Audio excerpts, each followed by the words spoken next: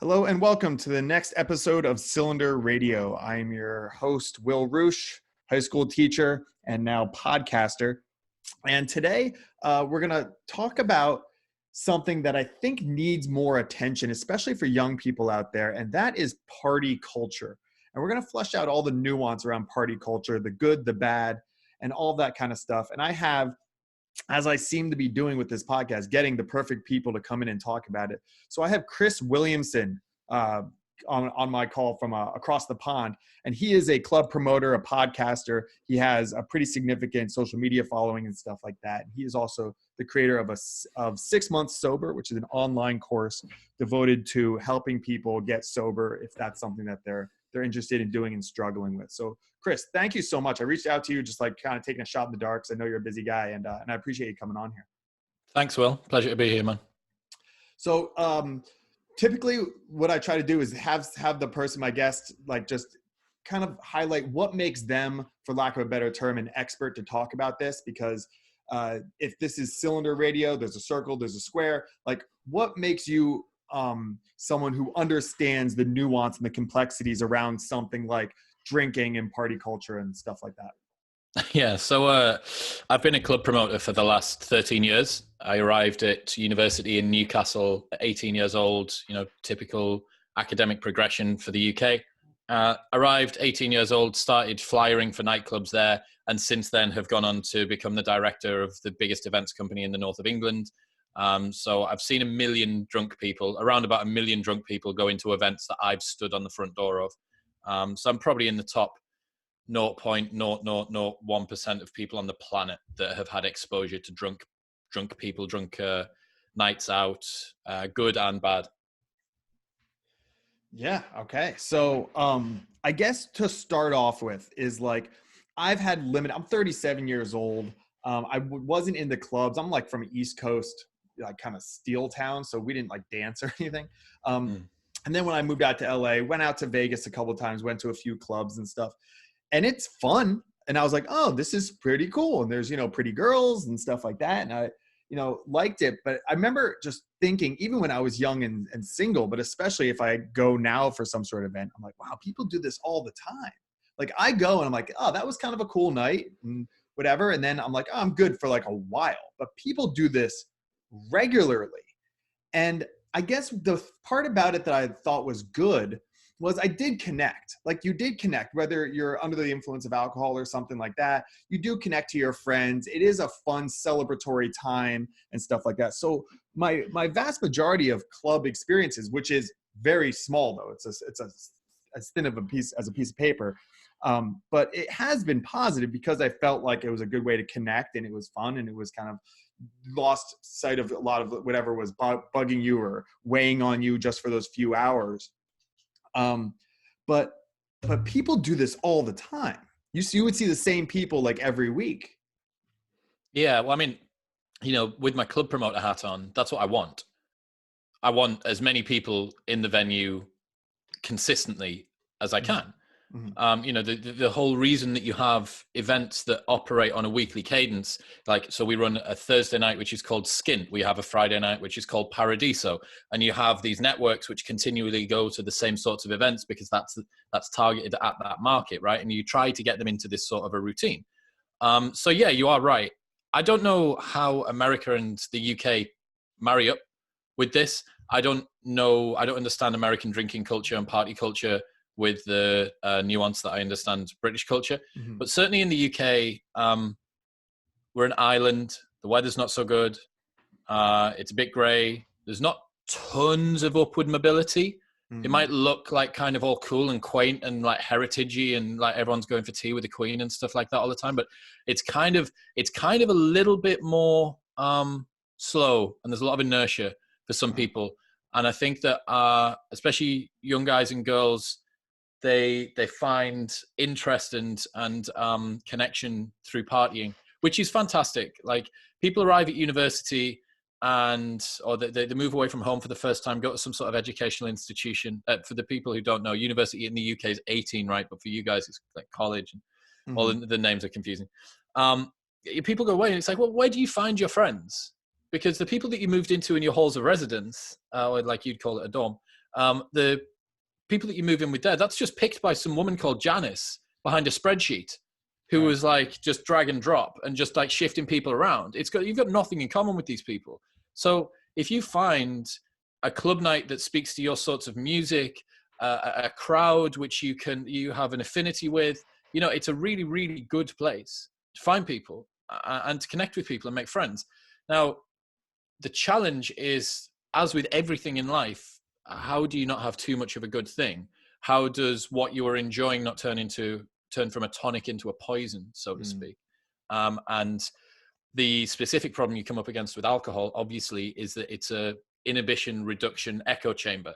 Every drink that you have makes not having a subsequent drink more difficult. Yeah. We've all been out, right? One drink turns into 2, turns into 5, turns into a bottle of wine, turns into a kebab at 3 a.m, and a fight on the way home. Like it's a cliche story. Like I went out for a light one and I rolled in 3 days later. Like that is the story. That's the archetype of this. So that holds true to you, based on your experience. That seems to hold true, as cliche as it is. Oh, absolutely, man. Yeah. Well, everyone who's ever drank, has got a representative experience of drinking, knows what that's like to have one too many, or 5 too many, or 10 too many, because you don't understand where your limits are when you drink. And that's the fact that your judgment is impaired when drinking makes drinking specifically like its own. It creates a weakness that it itself is able to kind of tap into. But being honest, I don't see huge amounts of problems. I think that young people, 18 to 21, 22 is the majority of my market. I don't see many drunk people not knowing their limits. I think increasingly they're becoming better educated about alcohol, safety, especially girls not letting their friends go to the toilet on their own, girls not letting their friends go home on their own. Guys increasingly walking away from fights and not doing the male posturing thing. So I feel confident. I feel real positive going forward. I think there's a good move in that sense. Oh, that's great. I mean, that you were seeing that positive momentum. You mentioned something that I do want to touch on, because you said that it's a good place to find friends and stuff like that. And this is from a personal experience where I graduated college, moved out to LA, and had a few friends that lived about an hour away, but other than that, not really. And what I remember just consciously thinking, it's hard to make friends when you're like in your early 20s. Because when you're in school, yeah, you have classes, you're kind of around people, and you're just kind of bombarded with these people. And it was easier to meet girls, not because I was like suave or anything like that, but it's easier to walk up to a girl and say like, hey, can I take you out to dinner? But how do you do that for dudes? Like if you're a guy looking for male friends, you can't just go up and be like, hey, you want to go out for drinks sometimes? Like it gets confusing, Yeah. So I was like, oh, do I meet guys at the gym? And like in my head, I'm a heterosexual guy. But in my head, I was like, do I go to the gym to meet dudes? Like it's a weird thing. And it really wasn't until I got into jiu-jitsu that I had to find something that was a common thing. And that's what you're saying. I think that clubs have, it's like this common interest. And that interest could be drugs and alcohol. It could be something like working out. You join a CrossFit gym or something like that. It could be going to clubs. It could be, but you have to take some chances. And I think that's what I struggled with.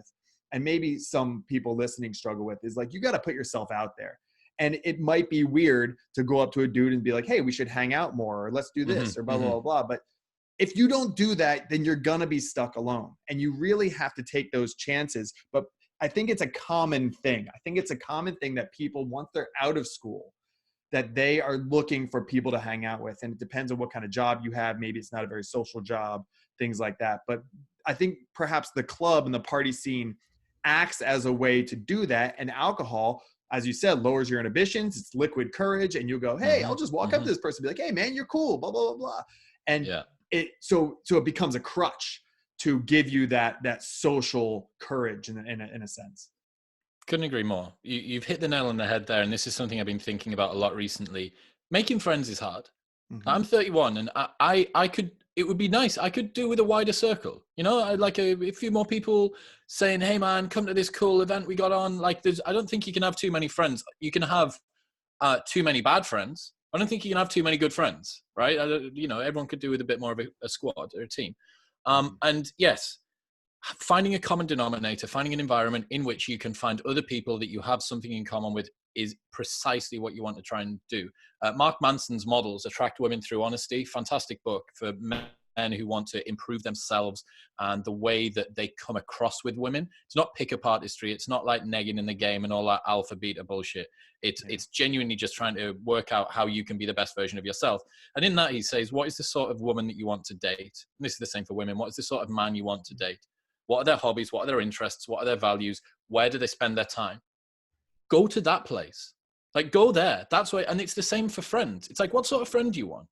Do you want, like, because if your passions are partying and you love to go festivals, seeing DJs playing, traveling around the country, maybe going abroad, you know, party holidays, Ibiza, Marbella, Miami, you know, stuff like that.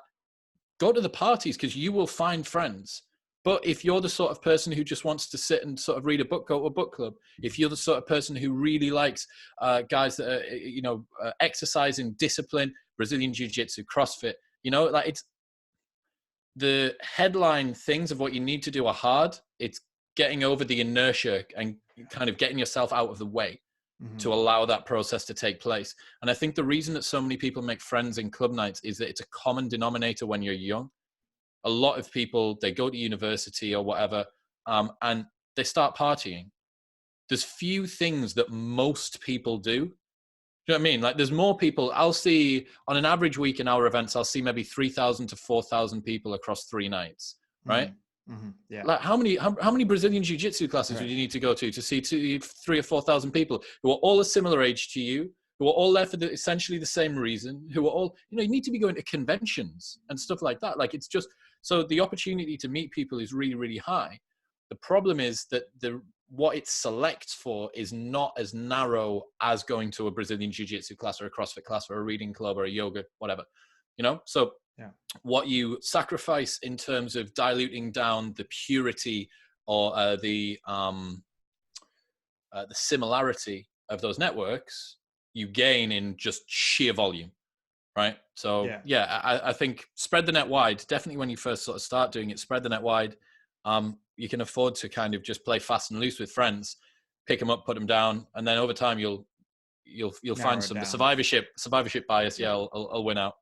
Yeah, you narrow it down. You find out who's going to be there for you when you need them. I mean, all the stuff that's important in friendship. Like, find people that celebrate your victories, that when things are good for you, that they see that as good for them. And, you know, people that are really I'm going through a tough time, it's 3 a.m, will you be here for me? Yes. Like, those people are hard to find, but yeah, you have to get hurt by friends a lot to get to find those people. So casting a wide net isn't a bad thing, and that might happen. And I think part of why I wanted to talk to you about this topic is because it's not all bad. There are a lot of really good things that come out of party culture and parties, and even drinking and possibly drug use. Now, I'm not going to advocate for drug use, but I think that it would be disingenuous to say, like, the way that the drug program, the anti-drug program we had in America when I was growing up was called the DARE program, Drug Abuse Resistance Education. And it was terrible, because these cops would come in and talk, and they would just say, you know, if you do drugs, you will get addicted and die. And then you go out and you see friends, you know, smoke a joint, and they just laugh a lot and eat some junk food and have a great night. And you go, oh, well, then they must be lying about all drugs, like, you know, pass the needle, you know. And so I think that we have to be honest about this whole thing. To say don't go to clubs, don't party, that's not honest. That's not the way to work. That's going to be effective. That's not what we're going for here. We're going for what is the good and the bad. I mean, drugs feel good. And that, like, the fact that I say that sometimes to my students, and the kids are just like 15 years, 16-year-old kids are like, oh, I'm like, well, hold on. Like, of course, why else would people get addicted to it? Like, what do you think this is? The problem isn't that it makes you feel bad. The problem is, you know, what it does to your body, and how that feeling becomes the focal point of your life, and other things get to the wayside, and it doesn't give you a lot of purpose. It doesn't give you a lot of meaning. You know, it kind of tricks your system. You have a reward system built into yourself, where when you do good, you get that reward system of the happy chemicals released in your brain. And this kind of shortcuts that system. But Are drugs a part of the party culture also in like illegal drugs? I'm talking about especially like MDMA. I mean, I guess like cannabis and stuff like that. But I think there are definitely like party drugs, MDMA, cocaine, things like that. Where do you see that playing a role in the whole like party scene? Yeah, good question.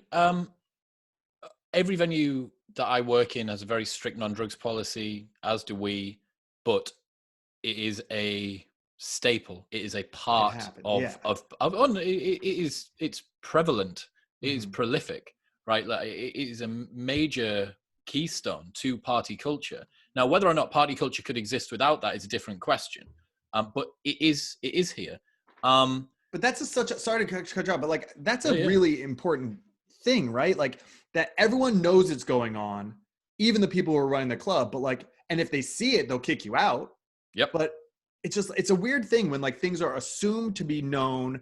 Everyone knows it. A lot of people are doing it, but it's just not talked about, not addressed because it's illegal and things like that. I just think that's interesting. Maybe it's just the way it has to be, but I just think that's kind of interesting element of this. Sorry. It's the same as anything when what's mandated and what happens disagree. Mm-hmm. Like top down, you're not supposed to do drugs. Bottom up, everybody's doing drugs. Right. Like that's the way this situation is. Yeah, it adds another layer of complexity to the situation, right? We're talking about how can we operate effectively with alcohol. You know, you'll have some students that are tuning in at the moment. If you've got exams going on at the moment, like my advice would be stay off alcohol and absolutely stay off drugs. Like you cannot study very well. Cannabis doesn't help you study. Cocaine doesn't help you study. MDMA doesn't help you study. But as you've said, like, you know, it makes one hell of a fucking night.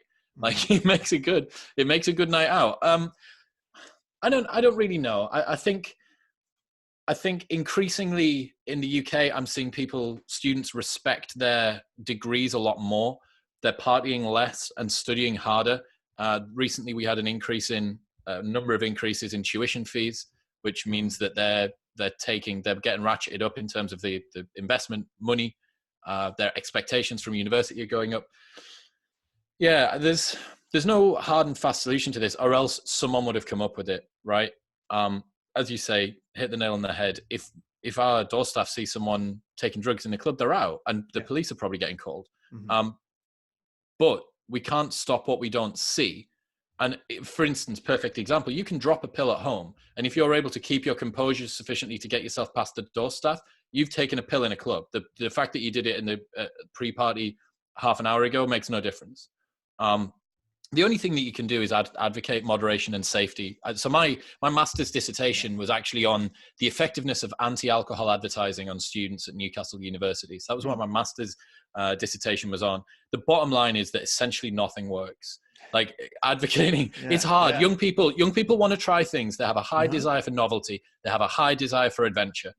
So cool. Like let yourselves go and do these things. But I'm telling you, as someone who has spent enough years partying, like I have served my time in the trenches of partying, right? Both running them and being in them. Moderation is absolutely key. Like knowing what you're taking, how much you're taking, for how long, making sure that you're not on your own, making sure that you've got people around you. And really, if you've got those things in place, like, you know, you can have a good, safe night pretty much anywhere. Yeah. And, you know, I think, education is such an important part of this. When I read Johann Hari's book, Chasing the Scream, if you're familiar with it, I mean, it really changed my perspective on a lot of stuff revolving drugs. And you know, I think that we need to talk openly because drugs, he advocates for legalization, and there's arguments for that because at least it gets out in the open, where if someone is in your club and they're really they're having some sort of like overdose or something like that, they're scared that the cops are going to get called. So they just, let the person, whatever, OD. Like that's a real concern. And education, safety, that should be the focus, and how to balance that with saying like, well, since it's legal now, it's all good, do whatever you want. That's the balance that we need to find, but it's not impossible to find that balance. But that's why when I talk about drugs, and I'll do several episodes of this podcast on drugs, I think we have to do it as honestly as possible and really highlight it because, if I wanted to, I'm 37 years old, like financially fairly successful and stuff like that, whatever. Okay. So if I wanted to get my hands on some heroin, I could. My wife has pills from when she gave birth still, and things like that. Like, she has a bunch of like opioids. Like, I could just pop them, but like, I choose not to. So I think it was Jordan Peterson said something like the question isn't why do some people do drugs? The question is, why doesn't everyone do drugs? Because, and I think part of that is it doesn't, I have things that are more important. I have more important things to do. I enjoy teaching more than getting high. Man, I enjoy playing with my kids more. Yeah. I got a story. I got to jump in there. Okay. So Yeah, I had please. Kamal Ravikant on Modern Wisdom, my podcast last week, and Kamal, I'm a huge fan of his. He's awesome. Kamal's a G. So his new book, Love Yourself Like Your Life Depends on It. I highly recommend it for anyone who's listening. Short read, 150 pages. Anyway, he's in hospital. He is undergoing surgery. He's undergone surgery. They've done some work moving some arteries around in his stomach. Overnight, when he's kept in the hospital, the sutures burst on one of his arteries and blood starts to pool up inside of his stomach so fast and so hard that it bursts through the stitches on his skin and starts to spray like a garden sprinkler all over this room, right? So the only reason that he's not dead, the only reason Kamal Ravikant isn't dead right now is because he was still in hospital, and they rushed it. Like the OR was 10 yards above him on like the 4th floor or whatever. They come in, they get him, they put him upstairs, they re-tie the artery, and that's it, right? That guy is the poster child for someone who needs opiates. Right. So they give him the top line, the top shelf drugs, like I don't know what it is, probably liquid morphine, probably some other stuff, something to sleep, something for anxiety. He's like in constant pain, constant discomfort. He's anemic because he's lost like tons of blood. I spoke to him like a couple of months after this. He's still like pretty weak. I mean, he's a cool, good looking dude. So he kind of still looks okay. Apparently just feels like shit. And super tired all the time, all this sort of stuff. Opiates, like, it is for you. The doctor said it to him, man. This is like, you are the guy for whom opiates were created. Yeah. Anyway, he starts taking him. And his new book, he gets the first proof back, the first corrected proof back from the publisher. And what he finds is that he can't read the words with sufficient dexterity while he's on these drugs, because they're detaching him from his senses a little bit. I don't know what he's on. He's on some sort of opiate that's detaching him from his senses. And what he said aligns perfectly with what you've just said there. The day that it arrived and he tried to read it, and he wanted to look at every single piece of punctuation, every single word, every single sentence, or the way the words were displayed on the page, everything. And he wasn't able to do it with the precise amount of accuracy that he wanted. He stopped that night, and he's never taken them again. And the reason that he stopped was because he had something greater than his pain to pull him through. He had a reason to not be on them. Now, it's an extreme example because he probably could and maybe even should have continued to be on them. He's probably not sleeping too good when he's not on these things, and he's anemic and just generally fucked. But he had something that allowed him to transcend his desire for drugs. And he said, man, I see why people take these. He was like, they're pretty fun. You're just kind of floating through life. Mm-hmm. Nothing really sort of bothers you. You kind of just floaty, and everything's a bit melty and chilled, and it's kind of nice. But yeah, he needed his full capacity to be able to do the work he needed to do. And he had something to pull himself through that. And I think that the challenge, a lot of people, it seems like in America, you hear about this kind of soccer mom epidemic of opiate use. And it's, your kids are 14, 16, 18, 20. They've left. They don't need you as mum anymore. You've been mum for a long time. What's your purpose in life now? Previously, you were a provider, a caregiver. Why are you here now? And then that's where the drugs get to seep in, right? That's where they become the meaning. And there's nothing that transcends that. You don't have a book, a New York Times bestselling book coming out. You don't have the kids that need you there 6 o'clock in the morning. Mummy, where's breakfast? You don't have that anymore. Mm-hmm. And I think that's the danger. That's the danger. If we give people more meaning, I think that a lot of the drug problems sort themselves out as second and third order effects of it. Yeah, I mean, right behind me, I have like a couple of things set up, and one of them is "Man's Search for Meaning," Viktor Unbelievable book. Frankl's book, and Unbelievable. yeah, it's because it's so important, and it's one of these things that comes up over and over and over again, no matter what the topic is. It's so interesting. Like every topic, it seems like that I talk about the nuance, and when I get to like the dark side of whatever the topic is, it goes to the epidemic that we're seeing with depression and anxiety and suicide and opiate overdoses and mass shooting and all that stuff that I believe to be connected. And then, what's the way out of it? And there is a lack of meaning. There's a crisis of meaning going on. And drugs, I mean, if you have a lot of anxiety, you take opiates, feels great. If you are depressed and you take some sort of, stimulant, you feel like it's a shortcut though. And I think that part of what you can get at a club, and you can go to a club and enjoy the music and in a way that's real. Like that's not, you don't need that as the crutch. There are good ways to get high, essentially. Like there are a lot of really good ways. Like just exercise is a way to really get high. And you can go to a club, and you said you've been sober now for over a year. And I mean, what is your take just for people who are like feeling like they're the substance part of party culture? They want to lose that, but not lose the club scene. Can you maybe talk to people who might be struggling through that, like how it's possible? And maybe that goes into what your course is to some degree. Yeah, for sure. So a really interesting study that looked at the relative enjoyment of alcohol in advance of an event and at an event. And the study showed that you actually enjoy a drink more during a time when you are getting ready for a night than when you are at a night. Let's say you're on a night out and you're with your friends, you're surrounded by your buddies, the music's pumping, everyone's laughing, joking, that guy over there just got knocked back by this girl, everyone's having a good time, there's things happening, there's energy going on, right? Yeah. You don't, the science says you do not need alcohol. You don't need it.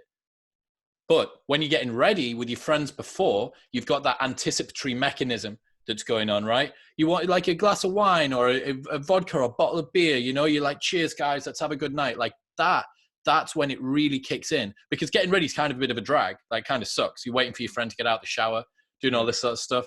But like, beer, cold beer, hot shower, like kind of nice. So you think, right, okay, perhaps a good heuristic to use would be, I'm going to have some drinks before I go out, and then throughout the night, I'll just have one or two. Now, the problem is, I hit on the point before, every drink you have makes not having a subsequent drink more difficult, right? An inhibition reduction echo chamber, as I call it. Saying I won't drink much tonight is a soft line. You can't stick to it. How much is too much? Then you have a drink, and actually your ability to comprehend what you meant 3 hours ago when you were sober has gone out the window in any case. Right. So my best heuristic for this is, if you aren't going completely sober and you just want to drink less, give yourself a number. 3 drinks, 5 drinks, your tolerance, 10 drinks. Like you could be a huge rugby player, American football player, basketballer. 10 drinks to you could be like 2 drinks to like me and Will. So like, pick your number and just stick to the number and stay disciplined. You're able to stay disciplined with loads of stuff. You get yourself up on time. You go to lectures that you're bored about. You got to do your homework when you don't want to do that. Like just stick to that as well. And if you've got that little rule, most young people's concern about going sober or drinking less is that they're going to have social pressure put on them. And I understand that. The bottom line is that you can have a really, really fun night out sober. But I understand that at 18 to 22, 23, that's a daunting thing to do. And I also think as well that you have some things to learn from alcohol at that stage. I think you need to kind of learn what it's like to lose your keys at 3 a.m. and be locked out of your house and kind of go completely feral and just need to like ring all your friends. Like I think that's actually a really important formative experience to have. But you only need to do that like 2 or 3 times probably throughout your life. You don't need to do it every weekend for 20 years, right, which is what we're talking about here, right? So, first off, set yourself a limit, right? Set yourself a number of drinks that you're going to go for on the nighttime. as well as you've mentioned 6 months sober, which is my course I brought out, which is productive sobriety. It's not for people who need to get off alcohol. It's just people who want more time, more money, or more calories to spend on things that they truly care about. And that's what stopping drinking allows you to do. I would advise stopping drinking for 1 month of the year, every year. I'd advise stopping drinking for 90 days every 2. And I'd advise stopping drinking for 6 months every 5. And I think that it allows you to double down. It periodizes your life into these little pockets of real focused work. You know, like when do you need more time, more money, or more calories? Like, okay, well, I could probably do with it around exam time, or I could do with it just before I go on a holiday and I'm on a diet, or I could do with it at the new year. So I really embed all of my New Year's resolutions. Or, you know, say what you want, right? You can utilize alcohol and its absence in the same way as a weightlifter utilizes max lifts versus deload weeks. When should I have my life fit around the requirements that I have for it? I really wanted to touch, well, you mentioned it earlier on, Johan Hari's lost Chasing the Scream, right? In that, he brings up something that's so fascinating, and I've always wanted to talk about this, and you're the guy that's going to get to talk about it with me. Cool. He talks about how for thousands of years, societies have loved getting fucked up. Yeah. Oh yeah, like Greek, where they would go to that, like once a year they go and just drink that stuff and party. Even like elephants during Vietnam were getting hot, we're getting drunk off of like the fermented fruit. Everything, every animal, they like getting fucked up. They like a change of consciousness state, and the fact that is true, and that there isn't a single person on the very, very small minority of people that say they haven't had one good night out with alcohol. And the fact, like, there is a disjoint between what we're talking about with this kind of top-down approach to do, even with party culture now. It's difficult for the people who are mandating the recommended dosages for alcohol and how you should party and things like that to concede the fact that people like getting fucked up. Like, people like partying. They like the effect of alcohol that it has on them. But the difference is it does not have to be every weekend for the next 10 years, 20 years. Like, there is nothing sadder to me than seeing someone who's taken 2 steps forward and 2 steps back every week, day, period, to then undo it on a weekend for 2 decades. Like, it is a tragedy. It's an absolute tragedy. Yeah, I mean, it's almost like ice cream. Like, I love ice cream, but like, I don't want it every day. Like, you know, people who go to Disneyland every weekend, it's like, what do you know? Like, this isn't what it's about. It's about going and getting that experience, and then going, I'm going to do that again in a couple of years. And so it stays special. So maybe like clubs and partying, and even if you choose to safely, you know, endeavor into drugs or alcohol, doing that as like a special occasion. But people have trouble with moderation and that discipline, that self-discipline. Clearly, people need to have cake every night, or you know, eat fried food or whatever. It tastes good. Like, I think it tastes better. I eat pretty healthy. Like, I think it tastes better if I, like my kids, it's like a summer night, I'm like, we're going to go out and get ice cream. And I haven't had ice cream in, you know, 3 or 4 months or something like that. Like, it's delicious. I'm like, this is fantastic. I feel a little crappy maybe for a few hours afterwards, but I felt great for that couple of minutes. And then I'm like, I'll do that again down the road. I think that maybe that mindset is just one that we can apply to party culture as well. And, you know, you need to have a balanced life. If every Friday and Saturday night is just you going out and getting drunk and getting high and stuff like that, like, you're missing a lot. You're missing even probably the joy of the club. Like, cause it's just become so second. Like, you don't really enjoy ice cream when you have it every night the same way, you know? I couldn't agree more, man. Yeah. I mean, again, I have to kind of fly both flags here. I have to fly 3 flags, actually. One of them is someone who personally advocates sobriety as a really powerful productivity tool. That's where I'm at in my life now. Another one of them is the last 13 years of my life, which is filling clubs. So, you know, the house that I'm in at the moment and the lights that are on right now have been paid for by people getting drunk and walking past me into a venue. And then the third element, the third part of this trifecta, is that I was the poster child for partying Thursday, Friday, Saturday night for years and years and years. Like, I have drank and sniffed more people under the table than like most people that are listening, right? And the point is, you have these epochs of your life. I had Tucker Max on the podcast the other day, and he was talking about this. The guy that invented fratire as a literary genre. So this guy essentially publicized his drunken exploits and his romantic conquests in a number of New York Times bestsellers. Mm-hmm. But he let go of it. Do you know what I mean? He realized when he'd learned all that he had to learn from that period of his life, and that epoch of his life was over. And then he moved on. Then he became the writer. Then he became the guy behind Scribe Media. Now he's someone who's talking very compassionately about psychedelic therapy. Now he's talking, do you know what I mean? He's a family guy. He's got three children and a wife and a business and a this. Like, you know, you need to allow yourself to let go of things that no longer serve you.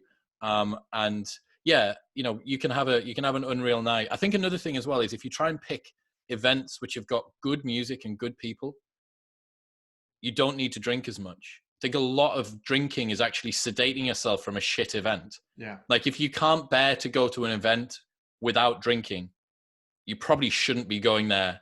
And then because you're going to drink more, you're just going to go and you're like, well, fuck, why am I here? It's so bad. I got to get myself out of my mind like blind drunk so that I can enjoy it. Probably not that good of an event in the first place. Yeah, it's an escape for sure. 100%. And, you know, I think that like if you take like party culture, so you know, pills and alcohol and the club, but you make it really, really like subdued. And I think about just like a dinner and a movie. And well, so even drugs in that aspect, I think the biggest risk of cannabis, of like pot, marijuana is what I'm going to say. I don't think it's like dangerous to smoke pot. People don't die from pot. So when kids are like, you know, 16-year-olds, 17-year-olds, 20-year-olds are like, so Mr. Roosh, like, why can't I smoke weed if it's not bad for you? Here's generally what I say is I know a lot of people personally who they're like, oh, we're going out to a nice dinner. I'll get high. It'll be extra good. Because in some way, cannabis is an enhancer. So, you know, your fears are extra scary and food is extra tasty and movies are extra cool. And you watch The Matrix, you're like, oh man, this is so real. And then, but then what happens is they go, oh, I forgot my weed at home. Oh, this movie's going to suck now. And the whole time they're sitting in the movie like, oh, this would have been better high. This would have been better high. Or this food would have been better high. So life is awesome. This is what I'm trying to say to like the audience is like, life is really, really incredible. And you can make, you know, bring incredible experiences into it. And I understand that the want and the desire to enhance it. And so this goes from just dinner and a movie all the way up to like a crazy club. But you are robbing yourself of this sounds so corny, I'm sorry, but like the beauty and the incredible experience of just living life. And I think that is the biggest danger of just substance abuse in general, is it becomes regular life doesn't become as cool or as the new norm. Yeah. And I think that's a tragedy. I believe that. I believe that is a tragedy to take away from just the incredible reality that we live in sober too. I agree, man. I think one challenge is me and you are singing from the same hymn sheet here. Well, you know, I'm 31. Yeah. You say 36, 37. I'm 37, yeah. You look great. And I think both me and you have experienced enough life to almost come full circle in the hero's journey and realize that, look, it is the simple things. Like every morning I take a morning walk for 5 to 10 minutes. If you told 21-year-old 10 years ago, Chris, that one of your favorite parts of the day would be taking a 10-minute walk and like no phone, just looking at the sky, even if it's raining, even if it's snowing, I'd have said, you sad bastard. Like, what are you doing? Like, no. Like, why are you not waking up in bed with a load of girls or like, you know, going out and just lifting heavy weights or something? But to the people that are listening, if you, what we're trying to do here, the purpose of us, you have to presume that me and Will have some amount of evolutionarily retained wisdom, right? There's been some lessons that me and you have learned consistently over the last like 20 years or whatever that we've held on to. And the fact that both of us are agreeing on some of them presumes that there's got to be a bit of truth in it, right? Now, this might be a lesson that you as a listener can't learn immediately, but you can expedite it. You can think, right, okay, like that thing about the drinking less thing, or the, you know, maybe not going super hard every weekend, and maybe actually realizing that there's some simple stuff that's super, super enjoyable, and it doesn't actually have to be all big and flash.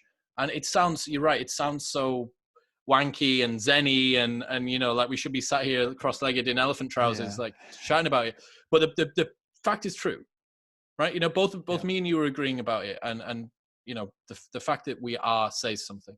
Yeah, thank you for bringing that up, because I don't talk about it on here or to my students really much at all. But like, yeah, I was, even though it wasn't party culture in clubs per se, I mean, it was party culture. I went to Penn State when they were the #1 party school in the country, and I got blackout drunk. I'm not exaggerating, blacked out drunk, like don't remember several hours of the night twice a week. I mean, it was constant. I'm talking about for years. So a lot, drugs weren't my thing, but alcohol was. And I drank a lot and often, and I got good at it. And I wasn't good at a lot of things Professional when I was young. drinker. I wasn't good at stuff. I wasn't an athlete. I wasn't that smart. So when I realized that I could hold alcohol pretty well and just kind of like will myself through, you know, shotgunning more beers or beer bonging more beers and blah, blah, blah, blah. Like I got good at it. That gave me some confidence. Like, oh, I'm good at something. So yeah, like, so thank you for bringing that up, Chris. I think that's important, that like, I didn't arrive like this. I'm in the exact same boat you are, where I like the little stuff and I appreciate, you know, slow moments and quiet moments and things like that. But I had to arrive here. So, you know, I'm not just going to repeat what you said. I just agree with you. Lessons hard won, man. Lessons hard won. And, you know, the one thing that's, again, because we can talk about kind of the nice ephemeral goalie stuff, but to try and give some actual structure, to try and make it a bit more tacit, the drinks limit thing, setting yourself a drinks limit, a good one of those, right? It's bright lines. Another thing that you can try and do that I think I wish that I'd maybe done more when I was younger was to find something that I enjoy for its sake, which was outside of party culture. Right now it's CrossFit, for instance, for you, Brazilian Jiu-Jitsu, whatever it might be. If you have something which you genuinely enjoy, it will be like a guiding beacon in the sky above you, and it'll pull you through and ensure that the other things in your life are serving pure interests. Because if you love CrossFit, or you love yoga, or you love Brazilian Jiu-Jitsu, or you love drawing or reading or travel or whatever it might be, you have to have some of the other things in your life in order to be able to facilitate that. You can't roll into a Brazilian Jiu-Jitsu class hungover. You get annihilated and throw up on someone. You can't go traveling as much if you allow yourself to truly indulge in passions that are for you, traveling, because you've spent all of your money over the last few months on parties. So doing a values exercise, spending a little bit of time and thinking, okay, what are the things that I want from life at the moment? You're 20 years old. You haven't got a clue. You're a child that can vote in the UK, as far as I'm concerned. But you kind of have an idea about the things that you like. Find the things that you like, and allow the rest of your life to kind of facilitate that. And it will ensure that you stay lean with the other things. You won't start getting too kind of chubby with adding on shit that you don't actually really want. It's just because it's what everyone else is doing, or it's because there's nothing else to do, right? Yeah. Like when kids struggle with finding a passion, it's what do you enjoy working hard at? Because CrossFit's incredibly difficult. Jiu-Jitsu is incredibly difficult. Like there's so many things that are really, really hard to do. But, you know, writing beats or making music, incredibly hard to do. Learning an instrument, incredibly hard to do. But if you enjoy that grind, that's your passion. Like, and that's the stuff that, like I said, that you have something better to do. Just, if you're going to go out and experiment, which many people are, be safe, be a nerd about it. Like no dosages. And that goes for whether it's pills or pot or plants or whatever. Like just do your research. Like you're valuable, guys, like girls, whatever, like you're valuable. Don't just put stuff in your body if you don't know what it is. Don't be too risky. Even if you're in a tough spot, you're going to pass. Take it from two older guys who probably were in some dark places in their lives in the past and came out of it. And there's, you know, talk to some older people who've been through that stuff, you know, like just you're going to stumble. It's okay. So just, you know, you might have to stumble a little bit to get to where you need to go. And that's part of life, but be safe about it. If you're going to go to the club and have some fun with it, be safe, take care of yourself, take care of other people, try and bring some love into the world while you're there and some kindness and things like that. You know, there's a lot of beautiful things that can happen at a club, and there's a lot of, you know, terrifying things. And that's the nuance that I really wanted to get to for this. I agree. Good point. Yeah. So thank you so much, Chris. Where can I gave you a little bit in the intro, but if people wanna see what you're up to, your social media is pretty cool. Like, where can people kind of reach out to you or get in touch with you or look into your course or anything like that? Can you just give like essentially the plugs? Got you. So Modern Wisdom is my podcast. Wherever you tune in, search for that. 2 episodes a week, Mondays and Thursdays, with some of the most interesting humans on the planet. Guys like Aubrey Marcus, James Altucher, Dave Castro, director of the CrossFit Games, has been on. James Clear, habit expert. So there's some interesting guys. We had a porn star on. She was interesting. And 6monthsober.com /podcast will actually bring you to a link which you'll be able to track from this. And then at Chris Will X on whatever social media you choose to stalk me on. If you give me a DM, if you got any questions, you want to find out a bit more, or you just want some clarification, or you want to send me some money or whatever, just find me on there and I'll accept it. Cool. Yeah, Chris, thank you for coming on here. I feel good about this podcast. I feel like maybe this was one, sometimes it's just like an intellectual exercise, but I feel like this is one that maybe people will go out and it'll be a little bit of a scratch in their brain to maybe make some more healthy or better decisions for themselves. So I appreciate you coming on here and talking about it. Thanks, man. It was a pleasure. Cool.